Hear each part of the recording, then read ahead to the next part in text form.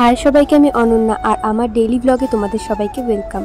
তো আমি আজকে ঘুম থেকে উঠেছিলাম 10টা নাগাদ। ঘুম থেকে উঠেই বিছানা গুছিয়ে নিয়েছিলাম, তারপরে বাইরে গিয়ে রুচিকে ডাকছিলাম।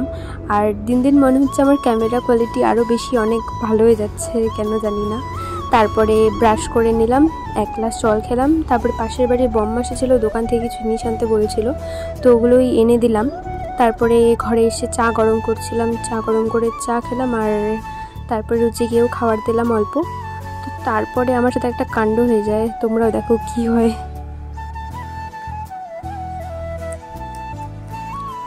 তুমি চায় চিনি দাও নাই?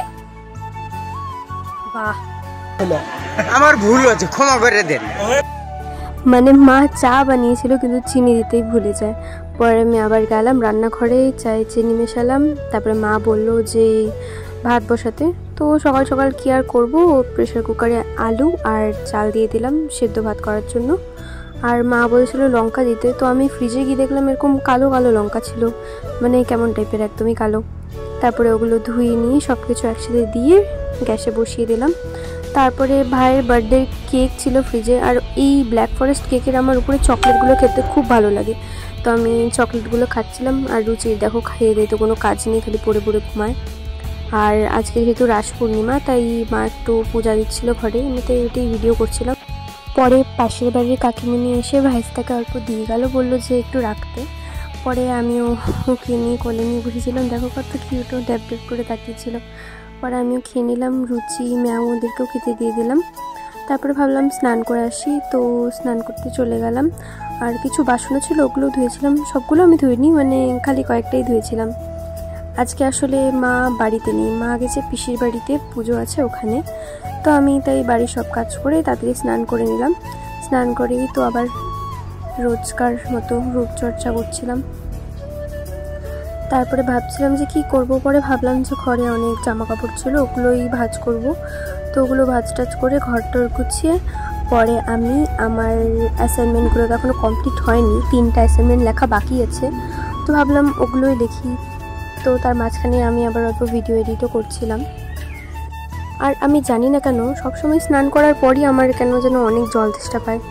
তো আমি যেরকম বললাম যে এতগুলো জামা কাপড় ছিল, তো ওগুলো আমি ভাঁজ করলাম। ফার্স্টে মার ঘরে জামা কাপড়গুলো ভাঁজ করে আমি আমার ঘরে আসলাম জামা কাপড়গুলো ভাঁজ করার জন্য।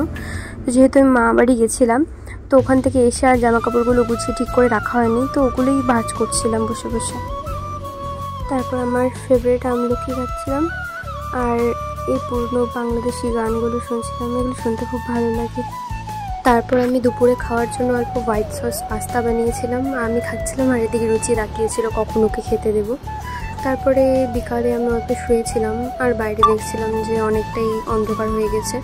পরে ভাবলাম যে বাইরে যাই, বাইরে গিয়ে বাকি যেগুলো জামা কাপড় ছিল ওগুলো উঠিয়ে আনি, তো ওগুলো উঠিয়ে এনে ওগুলো ভাঁজ করছিলাম। তারপরে আর কিছু করার ছিল না, পরে ভাবছিলাম কি করব। পরে অনেকদিন ধরেই আমি একটা রিল দেখে রেখেছিলাম, ভাবছিলাম যে ওটা বানাবো। তো তারপরে আমি রেডি হলাম, আর রেডি হয়ে ওই রিলটা বানানোর জন্য কী কী করতে লাগে ওগুলোই করছিলাম। ফার্স্টে ক্লিপটা নিতে এত অসুবিধা হচ্ছিল, পরে নিতে পেরেছিলাম। আর এদিকে দেখো বাড়িতে রিল বানানো এমনই হয়, উপরে এক জামা আর নিচে হচ্ছে বাড়ির জামা। পরে নিজের জন্য অল্প চা বানালাম, যেহেতু বাড়িতে আমি একাই ছিলাম, আর অ্যাসাইনমেন্টে সব রেডি করছিলাম। পরে বাবা প্রসাদ নিয়ে এসেছিলো, ওগুলোই খাচ্ছিলাম, আর বাকি যেগুলো লেখা ছিল ওগুলো লিখছিলাম। তো আজকের মতো ব্লগটা এখানেই এন্ড করছি। তোমরা সবাই দেখো আমার ব্লগ, আর কেমন লাগে অবশ্যই কমেন্ট করে জানাবে। Bye bye.